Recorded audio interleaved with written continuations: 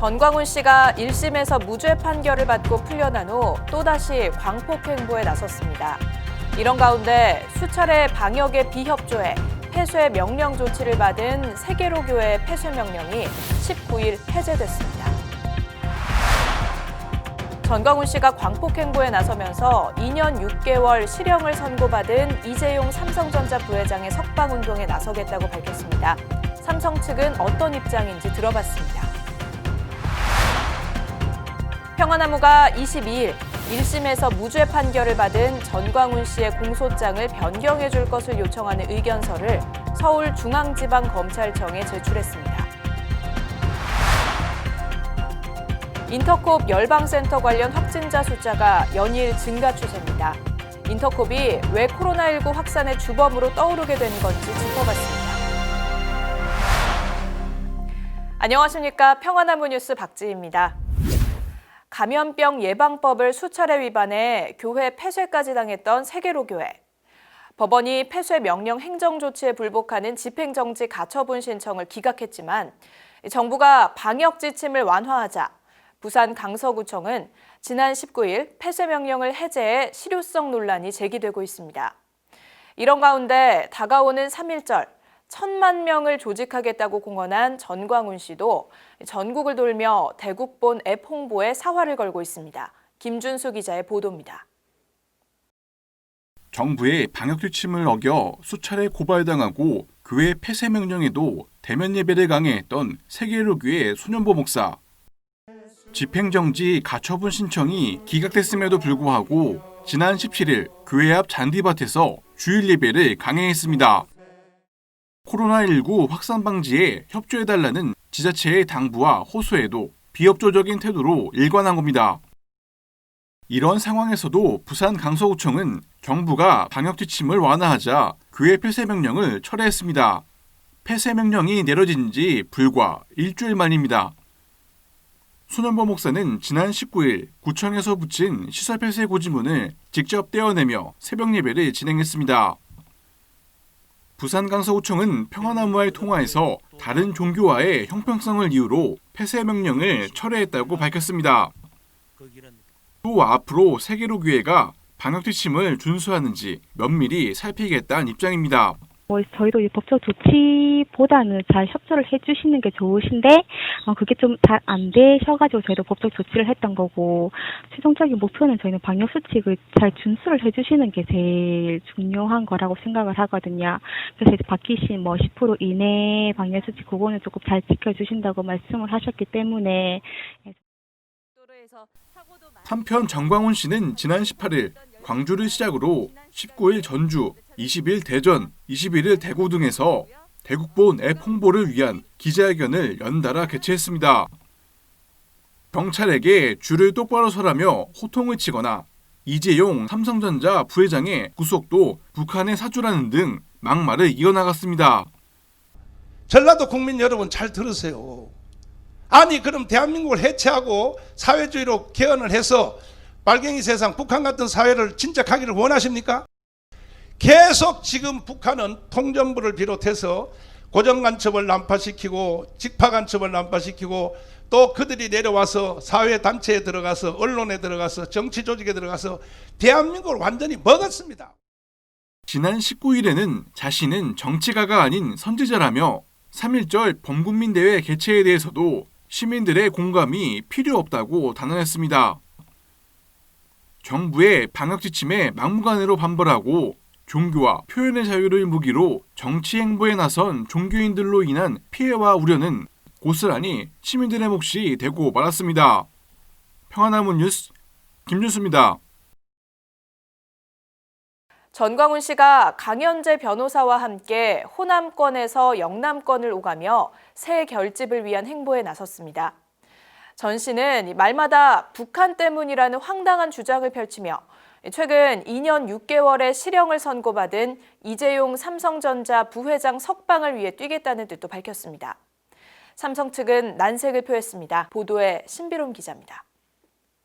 지난 18일 광주를 시작으로 광폭 행보에 나선 전광훈 씨. 거침없는 막말과 가짜뉴스 유포에 여념이 없는 모습입니다. 전 씨는 최근 2년 6개월의 실형을 선고받은 삼성의 이재용 부회장에 대해서는 북한의 소행이라고 주장했습니다. 어제 이재용 구속된 것도 나는 반드시 통일되면 밝혀지겠지만은 나는 이게 모든 것이 북한의 짓이라고 봅니다.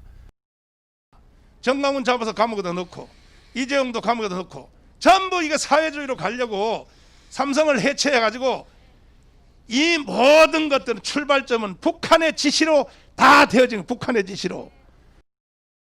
전 씨는 이에 그치지 않고 이재용 석방운동에 나설 뜻도 밝혔습니다. 이재용 부회장을 향해서는 우파 시민단체에도 돈을 달라고 요구했습니다. 그래서 우리는 앞으로 이재용 빨리 석방운동을 우리는 하려고 합니다. 이재용도 보면 좀 멍청해. 왜냐하면 이런 세상이 올 줄 몰랐냐고. 삼성이 시민단체한테 주는 돈이 1년에 약 2천억 가까이 2천억 가까이 주는데 전부 그걸 누구한테 줬냐. 박원순의 희망연대 여기한테 다 주고 우파 시민단체는 하나도 안 줬어. 이재용 회장님 이제 감옥 들어가서 지금 깨달아집니까? 왜 우파 시민단체는 공정이 5대5로 줘야지 천억씩 줘야 될 거 아니요? 전 씨의 이러한 행보에 삼성 측 관계자는 난색을 표했습니다. 일반인이 한 이야기에 대해 질문하는 것도 거기에 반응하는 것도 아니라고 생각한다는 입장입니다. 저희랑 관련 없어서 드릴 말 없고요. 그쪽은 그분들이 하는 걸 저희가 전혀 몰라요.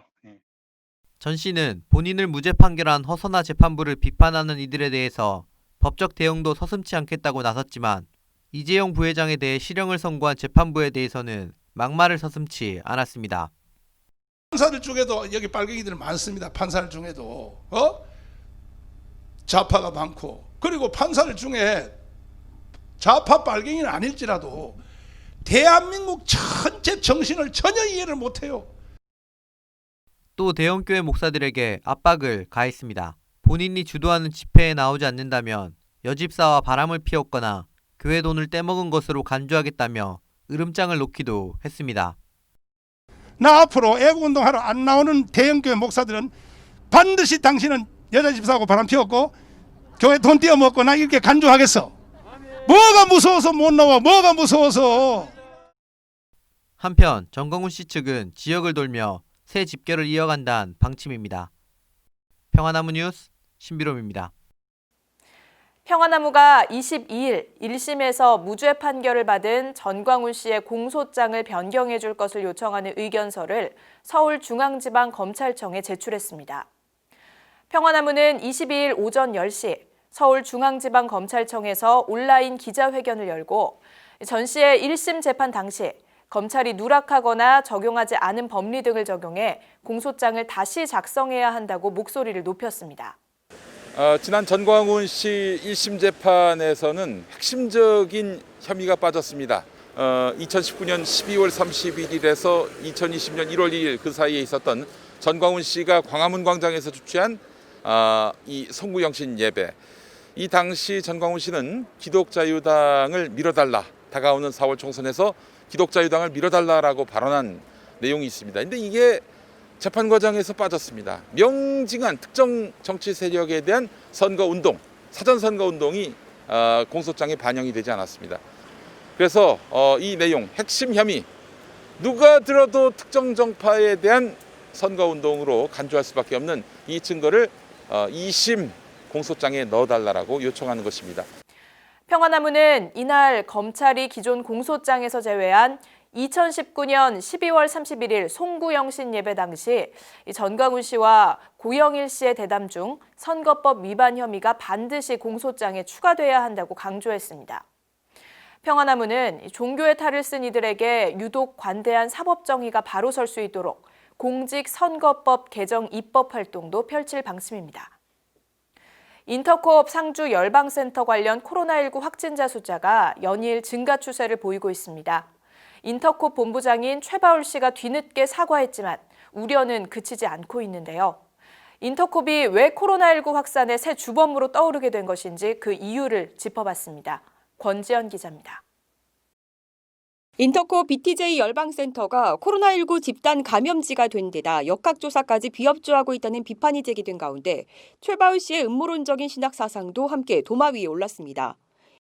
DNA를 바꿔서 절대 복종, 공포 없고 두려움도 없고 이 백신을 맞으면 세계가 뭐가 돼? 그들의 노예가 됩니다.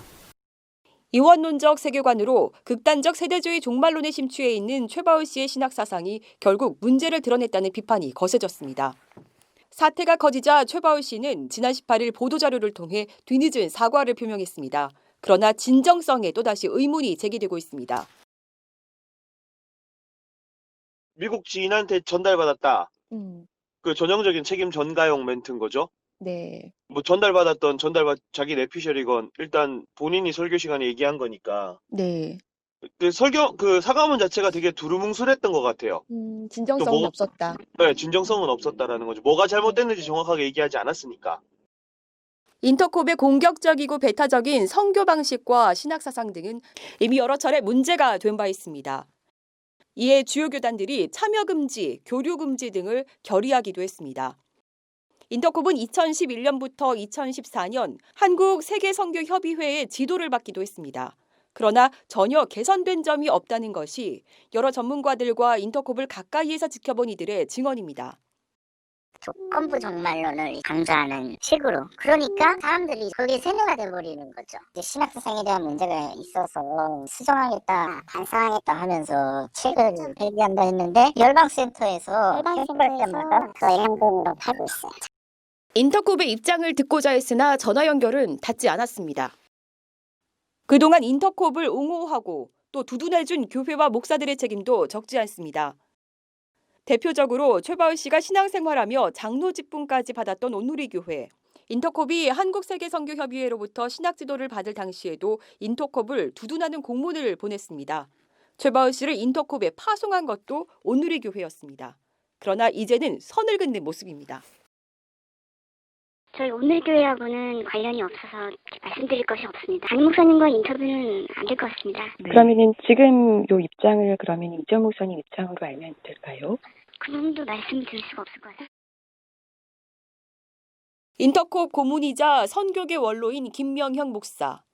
문제 인식에 취약한 모습을 보였습니다. 최근엔 별로 관여하는 건 없는데 제가 가끔씩 가서 항의도 하고 그랬죠. 코로나 관련해서 음모론적인 얘기를 한 것도 있고 신학적인 문제가 배경이 됐다라고 보시는 분들이 상당히 많거든요. 아니 코로나 문제하고는 별개예요. 신학적인 거는 그동안 세계선교협의회가 늘 지도를 했으니까. 그런데 코로나가 생기지 않도록 방역 조치를 좀 취하지 못한 게 있다면 그게 잘못이겠죠. 목사님, 그럼 하나만 더 여쭐게요. 요즘에 최근에 한국교회 일부 목사님들이 이제 방역이 종교 탄압이라는 얘기들을 많이 하시는 분들이 계시잖아요. 이런 건 좀 어떻게 보세요, 목사님? 그래서 방역을 하긴 해야 되는데 네. 예배를 10명만 들으라 이런 식으로 하는 거는 일본 시대 때 30년 동안 그 예배도 못 드리게 하고 그런 거나 비슷한 거다. 그렇게 생각하고 나는 지금까지 전국에 나는 매주일 다니는데 사원교회 다니고 어떨 때는 몇백 명 모이는 그런 데까지도 가요. 그렇죠. 한 주일도 나는 빠지질 않고. 코로나 시대 교회 역할은 이웃을 좀 더 돌아보고 위로하고 우리가 희망의 메시지를 내고 이런 것들을 더 하지 않고 대면 예배만 고집하는 거는 좀 아니 나는 난 첫째가 회개고 둘째가 예배고 그다음은 이웃을 돌아보는 사람과 섬김인데 사람과 섬김의 손길은 언제나 필요해야 돼요. 비대면 예배 자체가 지금 시대에서는 섬김이 될 수 있지 않을까요, 목사님? 나는 비대면 예배라는 건 올바른 예배가 아니다. 난 그렇게 생각해요. 코로나19 팬데믹 배경에 번번이 교회가 있음에도 반성과 성찰 없는 모습에 교회에 대한 세상의 우려가 날로 커지고 있습니다. 평화나무 뉴스 권지연입니다.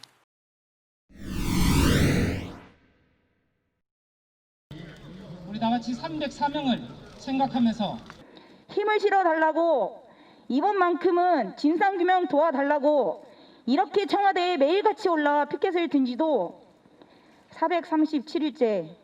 지금까지 못했던 많은 우리 미수자들 수습, 또 선체 인양, 또 그것을 통한 또 그 진실 규명들, 그에 대한 좀 책임, 질 사람들에게 책임을 묻는 일들, 이런 거 다 앞으로 이제는 우리 힘으로 해낼 수 있을 겁니다. 해결해야 된다라는 목소리로 계속 나아가지 못하는 것들을 유가족들 옆에서 함께 하고 싶었습니다.